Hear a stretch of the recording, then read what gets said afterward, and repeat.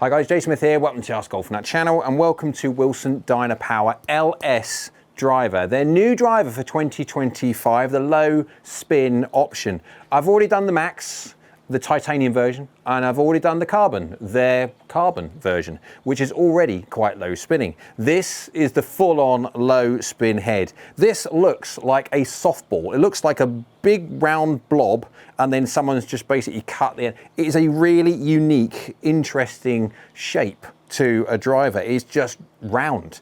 Wilson are saying that's for aerodynamic purposes, etc. This is a 445cc, not full-on 460 like the other two are. You do have the movable weights at the bottom there. It's a 6 and a 12, is it something like that? Yeah, you can move them around if you wanted to make it even more low spinning than it currently is. We have that AI PKR 360 face for variable face thickness. I will be testing that, whacking it all over the face to see how well this does from off-center hits in my normal heat map style, and also testing this at slow, medium and fast, 80, 95 and 110 miles an hour to see how this low spin head really works. I've got this in the 9 degree, but in all of the tests for all of the Max, the Carbon and the LS when it comes to the 3 different swing speeds, etc., they'll all be run at 10.5 degrees because you've got that loft sleeve can move to keep everything apples for apples testing. Down by the golf ball though, it's my favorite. It does look really very, very nice down by the golf ball, and that's what you're going to be hitting. Now, if you want confidence inspiring looks, the Max is going to be the one for you. If you want though, something that's going to look tour inspired, there you go. Right, let's go give it a hit. Same holes I have been on for the last other two, so for continuity purposes, of course. 9 degrees set. Oh, well, I've got this in the Denali 60 gram 6.0 for the people that care about shaft. Exactly the same for the other two as well. Give it a hit, see how well it does. Oh, it just feels exactly like the carbon. Just feels exactly like the carbon. Although this one, I feel is going to be much more fadey biased than the carbon. Well, that's what Wilson is saying anyway. Club path 0.6 me inside, face is slightly open. That's what I could feel. 1 mil toe, 3 mil low, just a good strike. Spin is 2000 RPM, 2098 RPM. Yeah, fairly low spin from a 3 mil low strike. 277 carry, 301 total. 7.5 yards offline, you'll take that all day long. Feeling is really lovely. This and the carbon basically feel identical, and I really enjoyed the carbon feel. It just sounds so good. Titanium of the Max, it's fine. Again, if you like titaniums, you'll love that, but I actually quite like the carbon era. It does sound quite nice. Performs really well. Would it be a little bit low spinning when you hit it slightly high in the face? It will be interesting to see. That is 7.6 yards offline. You'd take that all day long. Does look really good, feels really good. Why, oh why don't more people play Wilson drivers? Oh, is that going to leak slightly? It definitely is going to leak slightly. Have we got the carry though? Oh, we have. We have the carry, although that is right. Definitely more fade bias, this one. Club path slightly across, face is slightly open, yeah, 1.7 open. That is definitely fade orientated. 6 mil toe, 0 mil high, very good strike. Feels really good, 277 carry. 2-3 spin, so 2-3 spin's not bad considering my face is nearly open by 2 degrees. Strike's really good. It's just 26 yards or so offline, which is not necessarily, so I would like to play a slight baby fade with my driver, yes, and I want to be able to turn it right to left to draw when I bomb it, but I'm not quite sure. This might be a fraction 2 fadey for me. Where's that tee gone? Ah, hiding behind the putouts. But yes, it feels really nice. I'm just worried about how right bias that will be. Now, of course, because it's a offset camber loft sleeve, you can just move the loft up and it will crank the face a fraction more draw inspired, a little bit more close, which would take that out. But then that depends, obviously, if you need the launch conditions. If you've got the launch window, you like the launch window, but you need that draw bias, you can go to a lower loft and then up the loft as such, because obviously these come in different lofted heads. That's the great thing with an offset camber loft sleeve. For fitting point of view, you can dial in the trajectory and the head loft separately, which is really quite good. Right, I'm going to give it another hit. See if at one point I might be able to draw one. I don't think so, no. This thing absolutely wants to fade. That's what happens when I draw one. That might be in the never never. It's long and it's in the drink. Wow, that's run out of fairway. Yep, that's what happens. You can see path is 0, face is 0.6 closed. That is it. 7mm toe, 6mm high. Feels absolutely lovely, but it has then that tendency with the spin rate of 1682 to really want to turn, and that's now basically 28 yards offline. That is effectively a missed fairway as far as I'm concerned. I get very careful not to get suckered in to want to absolutely bomb this all the time. It is just really, oh, found the tee. It feels lovely, it bombs out there. Do I see much difference between this and the carbon though? Probably not. And I feel that this one may be a little bit less helpful than the carbon because of size. The MOI won't be as big on this one. It will be potentially on the carbon because the carbon's bigger. So what would I go? I'd possibly go the carbon rather than the LS. What would I get when it comes to my longest distance? Actually, I'm not quite sure. It will be an interesting matchup between the carbon and the LS to see which one wins for me.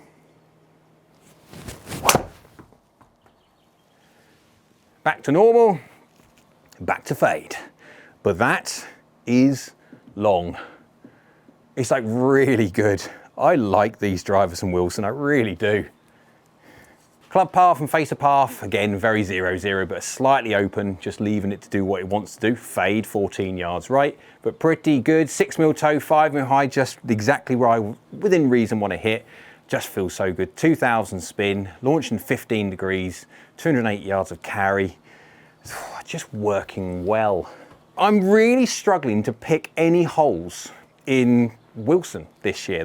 Obviously, they are not, should we say, priced at the same point as the really expensive brands. So you do have the potential to get every single bit of the performance at a slightly reduced cost, we'll put it that way. And I'm really struggling to understand why people don't play more Wilson everything. Their irons are amazingly good and their drivers now are just really, comment below, why is it? Why are everyone not testing these things out? Because these things are really good. Tees again are the bane of my existence, but there we go. Right, one more go, because it's fun, I'll be honest. I'm actually enjoying myself. And then we'll hit it all over the face, see how well the heat map gets on, 3 different swing speeds, that kind of idea. It's fun. I do like these new Wilson drivers. Right, one more. Oh, that's turning. That's a shame, because that was going for bomb ball. I mean, that's carrying. Wowzers. There we go. As you can see, very similar to results the last time we had a slightly closed face. But clubhead speed's 112 miles an hour, dialed it up a fraction. Past 1.3 from the inside, and faces 0.2 closed. That is it. But that is finished 33 yards offline, which I believe is a missed fairway. You'd have to be aiming fairly right for that to curve back in. But again, if that's your flight, absolutely fine. 5mm toe, 2mm high, really good strike. But again, as you can see, as spin rate goes, 1709. Yeah, you can see as spin rate starts to come down, it starts to get a little bit sensitive when it comes to the curve, tilt axis, the curvature of the golf ball. Right, let's go give this a hit all over the face. Let's go see how well this works from off-center hits. Basically hit the middle, it does feel lovely. Let's go see how it works from off-center ones. And also let's go test it at 80, 95, 110 miles an hour. Let's go see which golfer is actually going to be ever using the low spin model from Wilson. So the fun part of the video where we go have a look at how well this LS driver does from Wilson when you hit it at 3 different swing speeds and also whack it from weird and wonderful parts of the face and see how well it does on mishits. On the screen you can see we've got the 3 different swing speed data. We've got the red being the 80 miles an hour, the yellow being 95 miles an hour and the blue being 110 miles an hour. Look at the clubhead data in a sec. Let's go have a look at the ball data first. If we go straight to the red, carry of 187 yards, peak height 20 yards in the edge, scent angle at 30 degrees, spin 1667. That is fairly low. Like the carbon, very, very low. Too low. Too little spin to keep the golf ball in the air. It's saying carry 187. That is the Foresight algorithm just doing the old like that, flexing its muscles. And in real terms, that golf ball, even though it's launching at 15.5 degrees, which is pretty good, it's just not having enough spin on the golf ball. That will fall out the sky. All you'd need is a little bit of a downwind and that spin on the golf ball to have even less lift. Next thing you know, that's falling out the sky again. We are going to be talking about potentially with that lower spin, you could be losing 30, 40 yards if it just falls out the sky, than ever worrying about trying to optimize to get 5, 6 or 10 yards of carry extra. Something that I would definitely say that if you are swinging like this speed, 80 miles an hour, then you either need more loft, absolutely, because you need more spin, or more than anything, just go to a higher spinning head. It will probably have better results. For the yellow at 95 miles an hour, we have a carry of 232 yards, peaking up at 31 yards in the air, descent angle 37, so that's a really nice descent angle. That's coming in with a little bit of bounce and roll. That's chasing down the fairway.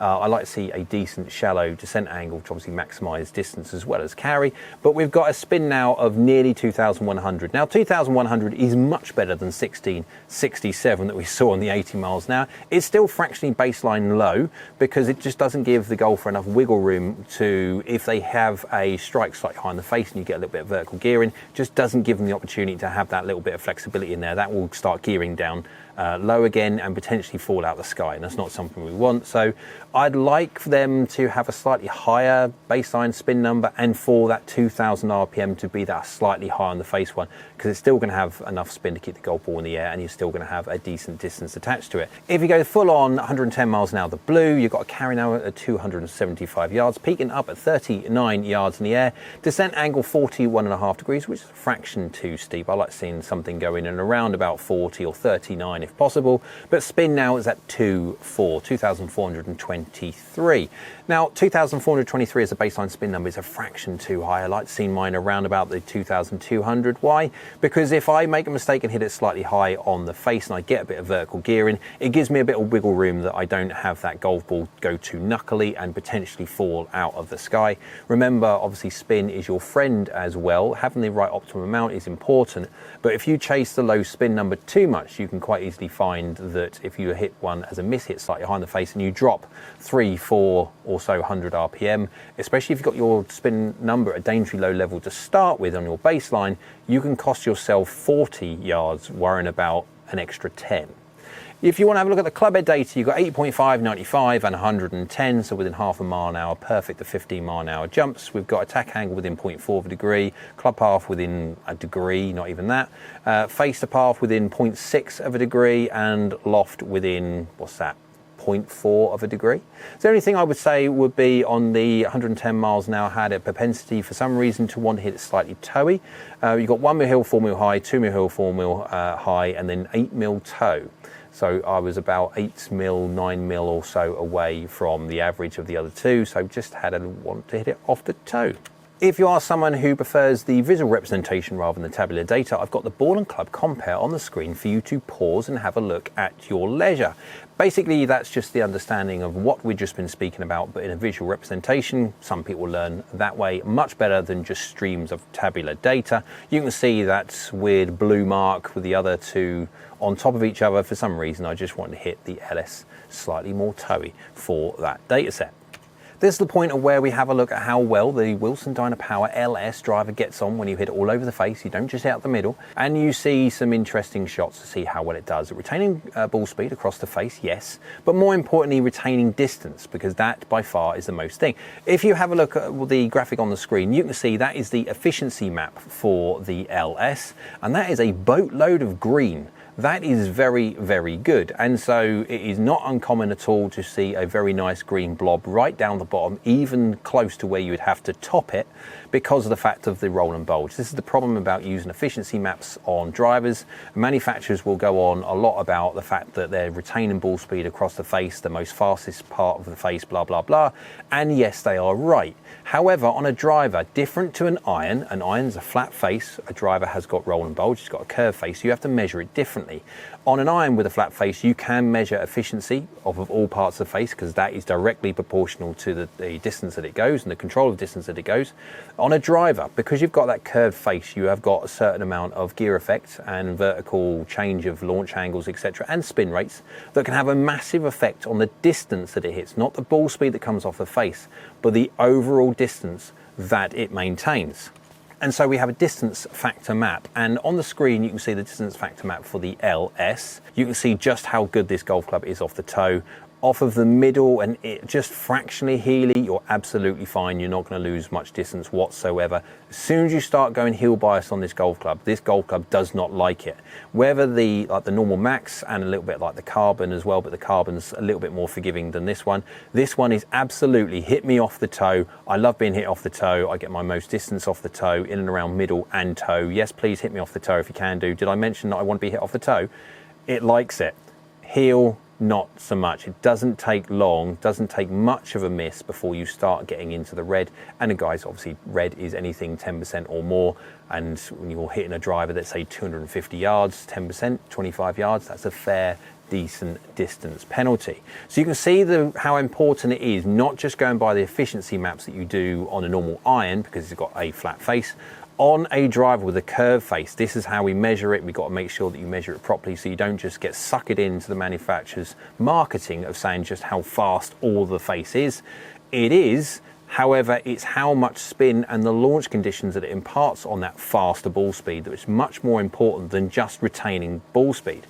It's the ball dynamics which is far, far more important. As a conclusion to the Wilson Dynapower LS driver, let's go by looks and feel first. Looks, it is a distinctly carbon driver. If you go down by the golf ball, you can absolutely see that it's got a carbon crown. Some manufacturers have gone for the blended look, so you've gone from the paint to the carbon, so the golfer knows it's made out of carbon, but it's not shouting in your face. Wilson have gone a little bit more of the shouting direction. It definitely knows it's carbon on there, which is not necessarily a bad thing. Some people like it, some people won't.